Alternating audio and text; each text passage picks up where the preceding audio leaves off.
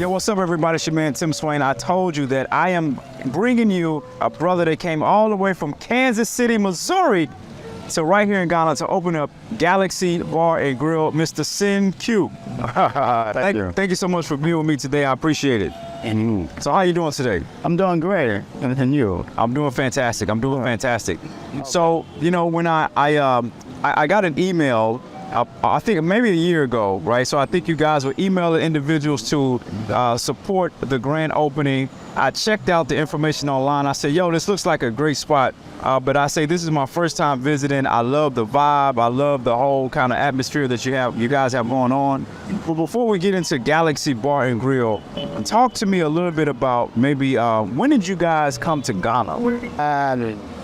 I came in 2021 in September. No, actually, I did visit 2020 for a couple of weeks. I didn't know anyone here, and I had a friend. Well, he wasn't even a friend. I was on Facebook, Yeah. and you know, I'm somewhat of a Pan-African, so I was on this platform, and his brother, I wanted to visit.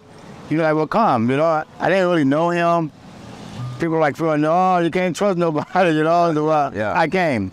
So I stayed with them for a couple of weeks. His name was Nana, a really nice brother, and so that was my first time visiting Ghana. Wow. What was it about Ghana that made you want to actually, you and your spouse, open up a restaurant here? Oh, well, as I was telling you earlier, you know, I was sad that we didn't plan on opening up no restaurant. It was like kind of just happened. I saw a need when I was go out to eat that his service wasn't that good for me. And it took too long to get my food. He never brought me water. And I'm like, man, So like, it just struck me like, you know what, maybe do your own restaurant. Wow. You're in Ghana now, you're in Africa. You don't have to, you know, wait about, all this other stuff. Just do it. Yeah. So we just did it. So did you guys have a background in the restaurant industry or anything like that? No. My background was, I didn't even finish college. I was basically was into graphic arts. And I decided, like, very young, maybe in my early 20s, that I wanted to be an entrepreneur. My lady, she in medicine, she's a medical doctor, so totally away from doing a restaurant. Yeah. Wow. So background, graphic arts, medical doctor, got a restaurant in Ghana. So you guys, from what you were telling me off camera, you guys had actually never been to Ghana, didn't do a lot of formal planning. You got here because you felt led to be here, and then you launched the spot. So talk to me about what was that transition like, moving from Kansas City, Missouri, to where we are right now in Ghana? Wow. Man, it was life transforming. I don't know. It was like the spirit was like saying, just get out of America. You know, she was saying like, hey, you know, I think our ancestors want us to come to Ghana. I'm like, I want to go to the east side of Africa. Wow. But she was like, nah, I think the spirit and the ancestors are saying Ghana. I'm keep getting that. Yeah. So we are here. So the transforming coming from America and coming to Ghana, of course, it's totally different from what I expected. I wouldn't say brotherly love, but more understanding of African American. And I don't think that didn't happen. Wow. So yeah, I don't know if I answered that, but No, you definitely did answer the question. So I'll talk a little bit because I want you to enjoy your drink. So, you know, I think it's like that for a lot of folks, right, who come sometimes if you're visiting for the first time, and even if you're not visiting for the first time, but you're relocating, sometimes there's a disconnect between those expectations and their reality. So then maybe talk to me a little bit about what was some of the, if you had any, cultural shocks. cultural shock. Yeah, those real cultural shocks you first came back to Ghana. Number one, and I think in America, you know, we have a welfare system. We have, you know, a school system that, somewhat, where, you can kind of, depend on the state. But Ghana, the survival is real. Yeah. So for me, I didn't really even think about that until I got here, that people are really in a survival mode, totally, And so,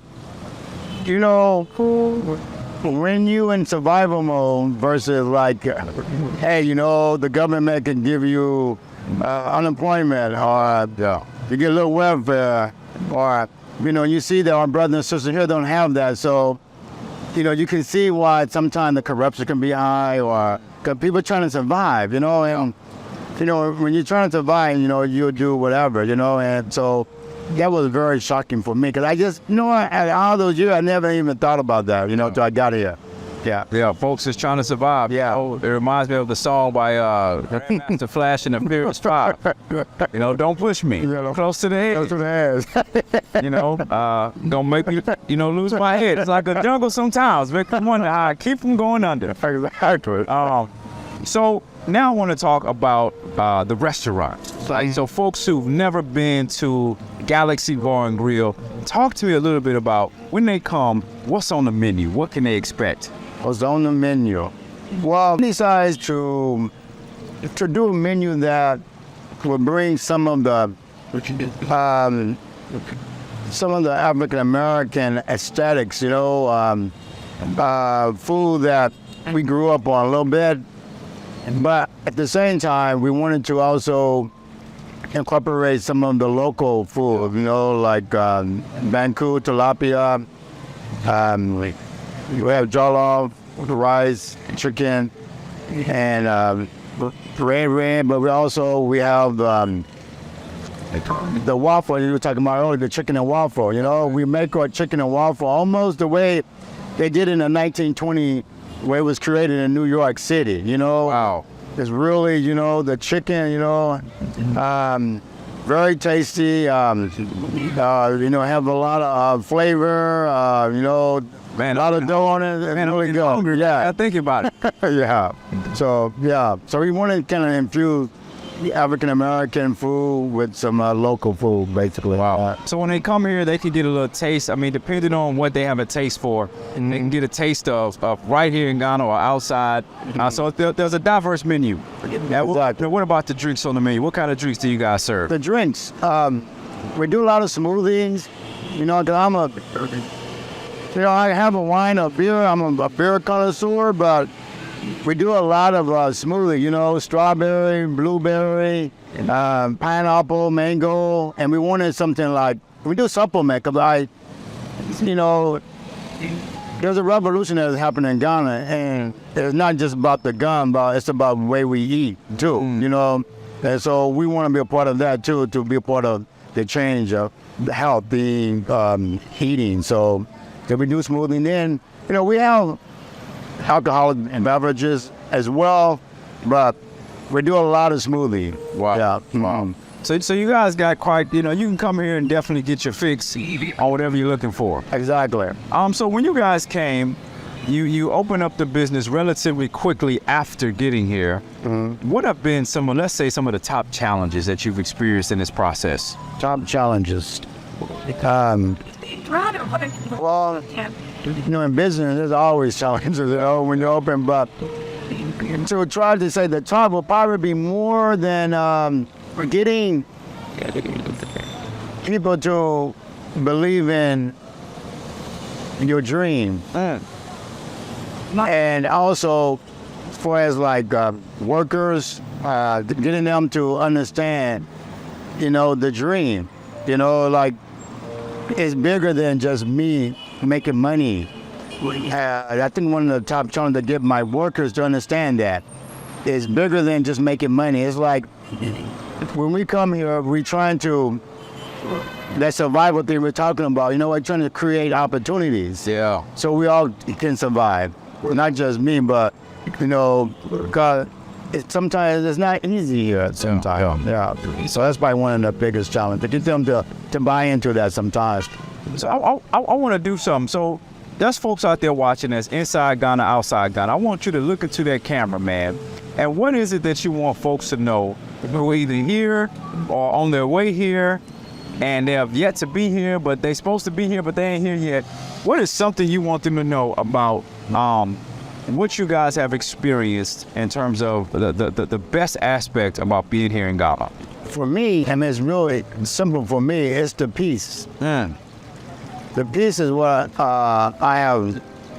You know, things have been not so easy. You know, you're learning because you're in a new environment, something that I have never, seen, places I've never seen, people I never met. So for me, leaving America, I felt like as soon as I hit that plane, a lot of the stresses that I didn't know that I had, seemed like since I've been here, it seemed like it's been lifting out every day or something. You know, it's like a gradual decline of stress. Wow. You know, so I'm not as stressed. So for me, just the peace that Africa, in particular Ghana, have brought to us. Yeah, peace. And then for somebody out there watching that's inspired by your story, right? They want to know, I want to do exactly what you guys did.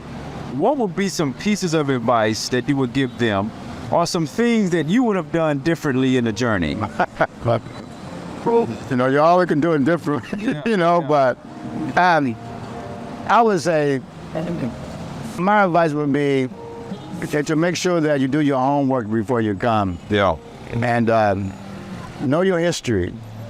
You know, because history plays a part in understanding Africa. Yeah. And the culture and the people.